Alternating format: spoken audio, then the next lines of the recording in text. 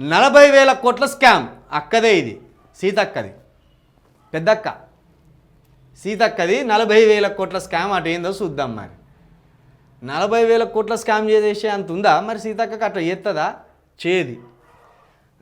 చేదనే అనుకుందాం. 40,000 కోట్ల scam. CM Revanth అనుచరుడి భారీ కుట్ర. ఏడీఎంఎస్ ఎలక్ట్రిక్ వెహికల్స్ పేరుతో వల. పెట్టుబడుల కోసం జనం దగ్గర వసూళ్లు. మేనేజింగ్ డైరెక్టర్గా ఉన్న సంతోష్ కుమార్. రేవంత్ సీతక్కతో సంతోష్కు సన్నిహిత సంబంధాలు. చేలో అక్క ఏంది గిటొంటి వాళ్ళ దంట పడితివి? పోనీ గిటొంటి వాళ్ళని నీ దంటకెందుకు రానిస్తానావు అక్క? వాడేమో నీ పిఏ, వాడే ఇసుక బుక్కుతానన్నట్టు బస్తాలు ఎత్తుకొని ఉరికే.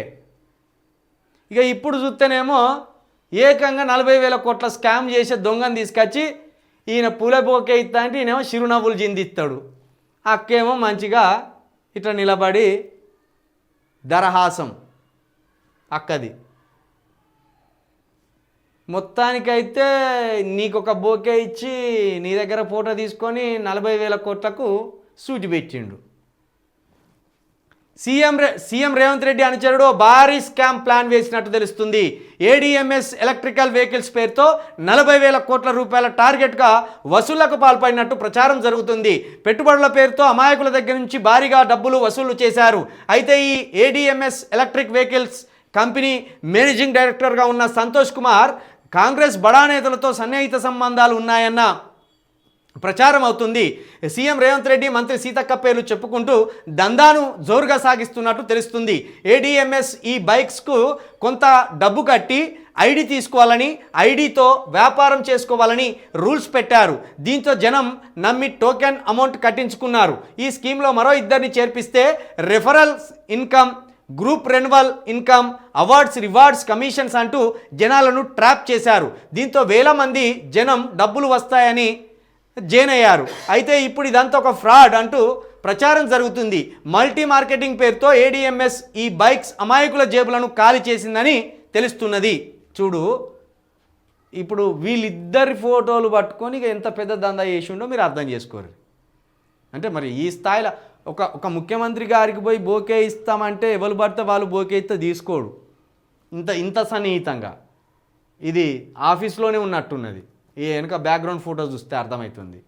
ఇది కూడా ప్రైవేట్ మీటింగ్లో భాగంగానే ఈ ఫోటో దిగినట్టు కనబడుతుంది. ఇదైతే పబ్లిక్ మీటింగ్లో ఫోటోలు కాదు. ఎందుకంటే వెనుక కుర్చీలు కూడా ఉన్నాయి.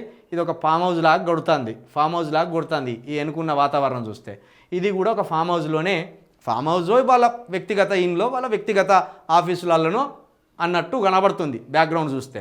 అయితే వీళ్ళు ఏందట, దీంట్లో చైన్ సిస్టమ్ కూడా ఉన్నది. గ్రూప్ రెఫరల్ ఇన్కమ్ అంటే ఇప్పుడు ఎంత డబ్బు కట్టమన్నారో ఇక్కడ రాయలే. ఈ బైకులు, ఇది ఒక కంపెనీ, డబ్బు కడితే ఈ బైకులు ఇస్తారు. అయితే నువ్వు కట్టినావు కదా, 30,000 40,000 నువ్వు కట్టినావు. నీకు 1,00,000 రూపాయలకు బైక్ వస్తుంది అనుకుందాం. నువ్వు 30,000 కట్టినావు.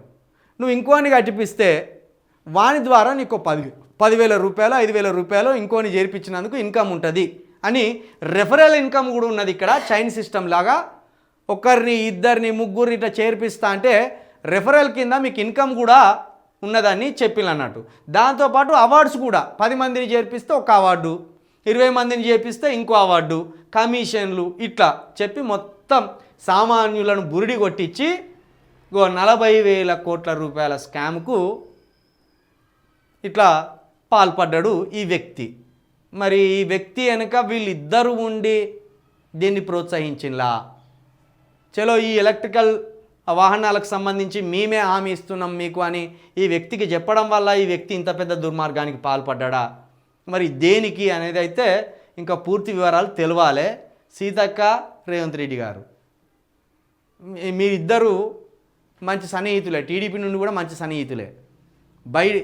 సీతక్కకు మంత్రి పదవి వచ్చిన తెల్లవారే సీతక్క మీద బదనం స్టార్ట్ అయింది. మరి సీతక్కన జాగ్రత్తగా ఉండాలి. అక్క, నీ మీదనేమో కొండంత ఆశలు ఉన్నాయి ఆ ములుగు ప్రజలకు, రాష్ట్రానికి కూడా నీ మీద కొండంత ఆశలు ఉండే. సీతక్క లాంటి మహానాయకురాలు లేరు. సీతక్క ఎక్కడ కష్టం ఉంటే అక్కడికి ఉరుకుతుందని మహా పేరు వచ్చే. కానీ దానికి తగ్గట్టు నీ పర్ఫార్మెన్స్ లేదక్క. ఇప్పుడు మీరు ఒకటి చూడండి మిత్రులారా, గతంలో కేసీఆర్ ముఖ్యమంత్రిగా ఉన్నప్పుడు ఎక్కడ ఏ సమస్య జరిగినా రాష్ట్ర వ్యాప్తంగా సీతక్క కనిపించేది. ఎస్ఎల్బీసీ ఘటన 7 రోజుల నుండి సీతక్క నుండి మాట లేదు, సీతక్క కనిపించలేదు. ఆ సీతక్క శాఖ కాదు కదా అని మీరు అనొచ్చు.